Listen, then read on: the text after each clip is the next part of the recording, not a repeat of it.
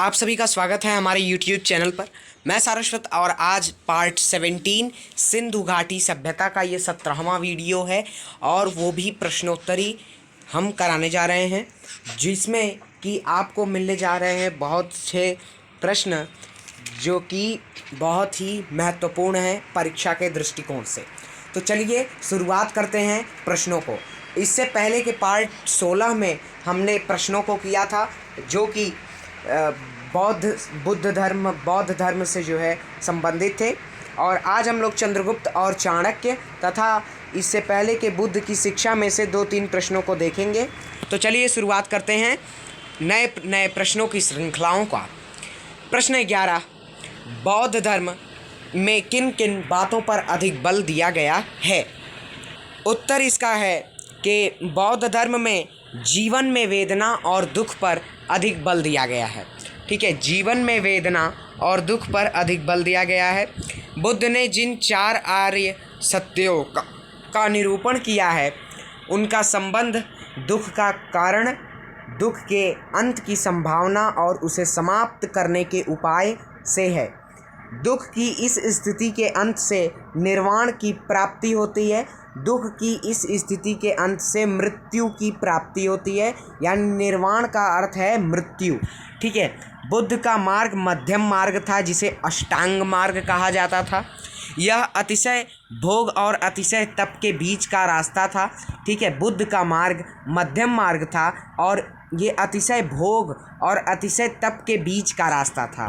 अपने शरीर को कष्ट देने के अनुभव के बाद उन्होंने कहा, जो व्यक्ति अपनी शक्ति खो देता है वही सही रास्ते पर कभी भी आगे नहीं बढ़ सकता, वह सही रास्ते पर आगे नहीं बढ़ सकता।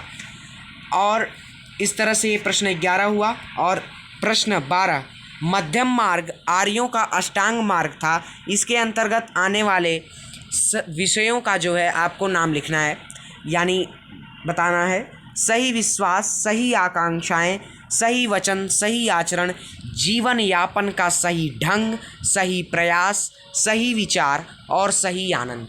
यानी सारी चीज़ें आपकी सही होनी चाहिए। सही विश्वास हो, सही चीज़ों पर आप सही लोगों से आपको आकांक्षाएं हो, सही वचन हो आपके, सही आपका आचरण होना चाहिए। जीवन यापन, जीवन को चलाने का, लिवलीहुड चलाने का जो है आपके पास सही ढंग होना चाहिए, और हर सर्वदा सही प्रयास करना चाहिए। ठीक है, प्रयास आप कर रहे हैं लेकिन वो सार्थक भी होता है, प्रयास निरर्थक भी होता है, तो आप हमेशा सही प्रयास करें। सही विचार होना चाहिए तथा सही आनंद ही भी होना चाहिए। ठीक है, आनंद भी आप ले रहे हैं तो आपको आनंद भी सही ढंग से लेना चाहिए, सही आनंद ही लेना चाहिए। और अब अन्य है, भारत की खोज से, सिंधु घाटी सभ्यता से, चंद्रगुप्त और चाणक्य, मौर्य साम्राज्य की स्थापना। प्रश्न 1 है चंद्रगुप्त और चाणक्य से। सिल्यूकस के राजदूत का नाम बताइए। मेगस्थनीज सिल्यूकस के राजदूत का नाम था। अर्थशास्त्र किसकी पुस्तक है? चाणक्य की। अर्थशास्त्र पुस्तक में चाणक्य ने प्रशासन संबंधी क्या बातें कही हैं?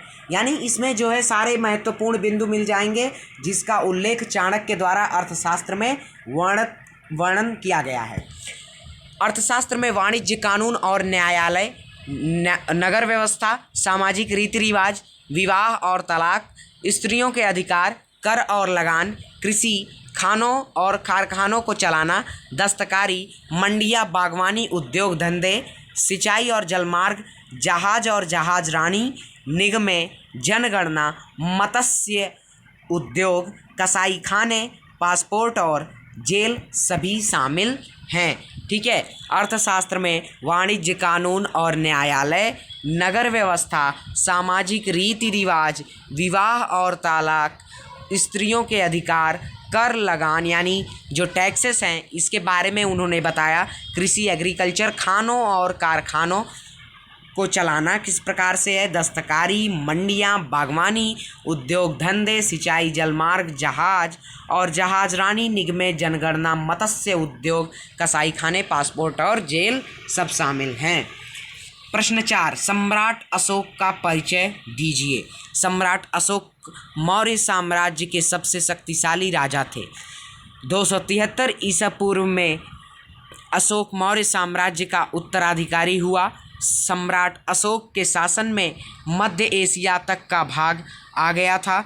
कलिंग युद्ध के बाद सम्राट अशोक ने बौद्ध धर्म स्वीकार कर लिया। अब किस युद्ध के बाद सम्राट अशोक ने मतलब कि किस युद्ध के बाद सम्राट अशोक ने बौद्ध धर्म स्वीकार किया था? कलिंग युद्ध के बाद।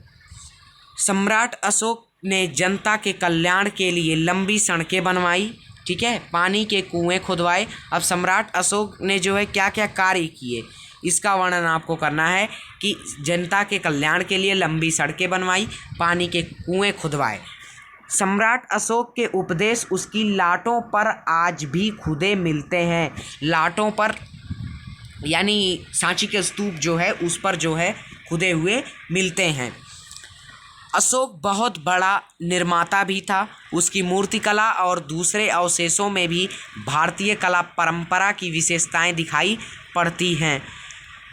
41 साल तक अनवरत शासन करने के बाद ईसा पूर्व 232 में अशोक की मृत्यु हो गई। ईसा पूर्व 232 में अशोक की मृत्यु हुई और 41 साल तक अनवरत शासन करने के बाद हुई थी। बोल्गा से जापान तक उसका नाम आदर के साथ लिया जाता है। बोल्गा से जापान तक अभी भी लोग उसको आदर से पुकारते हैं, ठीक है। तो ये रहा जो है आज के महत्वपूर्ण प्रश्न रहे, जिसमें कि आर्यों के अष्टांग मार्ग जैसे कि सही विश्वास, सही आकांक्षाएं, सही वचन, सही आचरण, जीवन यापन का सही ढंग, सही प्रयास, सही विचार और सही आनंद जो है ये आर्यों का अष्टांग मार्ग था। और ये बहुत ही अत्यधिक तप से गुजरने का जो है मार्ग था। सिल्यूकस का राजदूत कौन था? मेगस्थनीज। अर्थशास्त्र की पुस्तक का अर्थशास्त्र किसकी पुस्तक है? चाणक्य की है। और सारी चीज़ें हैं। इस प्रकार से हमारा जो है आज ये भाग 17 सिंधु घाटी सभ्यता का ये वीडियो 17वां था, आज समाप्त करते हैं। इससे पहले आप चैनल पर नए होइएगा, चैनल को सब्सक्राइब कर लीजिएगा तथा भारत की खोज की सभी वीडियोस को देखने के लिए हमारे प्लेलिस्ट सेक्शन में जाकर आप भारत की खोज प्लेलिस्ट को जब टच करेंगे तो उसमें ढेर सारी वीडियोस जो है अध्याय 1 से प्लस प्रश्नोत्तरी सहित आपको सब कुछ मिल जाएगा।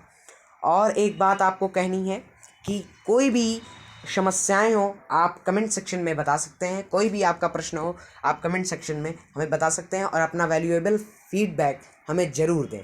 धन्यवाद।